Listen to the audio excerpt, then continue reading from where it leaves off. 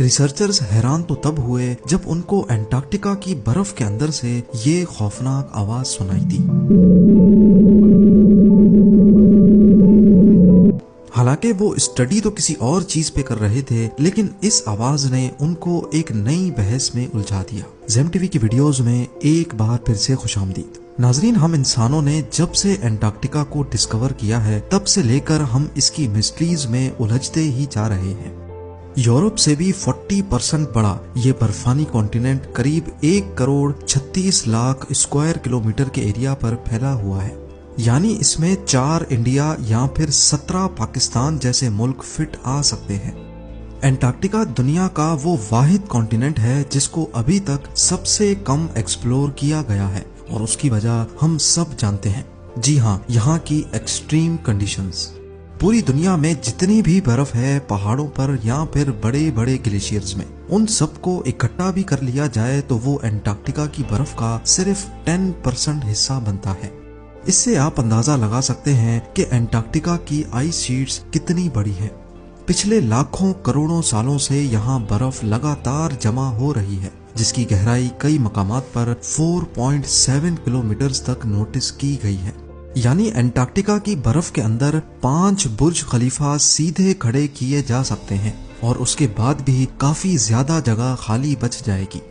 पिछली कई दहाइयों में इस बर्फ के अंदर छुपे कई राज फाश किए जा चुके हैं, पर आज भी रिसर्चर्स यहाँ अपनी जानों को जोखिम में डालकर एंटार्क्टिका की मिस्ट्रीज के बारे में जानने की कोशिश कर रहे हैं, जिनमें से 4 आज हम इस वीडियो में जानने वाले हैं। Number 4, pyramids.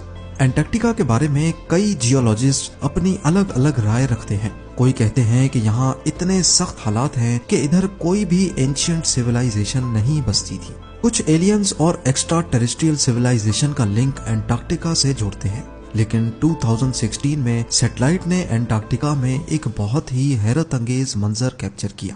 पिघलती हुई बर्फ के अंदर से यहाँ पिरामिड्स जैसे स्ट्रक्चर को उभरते हुए देखा गया। इस फोटो ने जियोलॉजिस्ट में एक नई बहस छेड़ दी।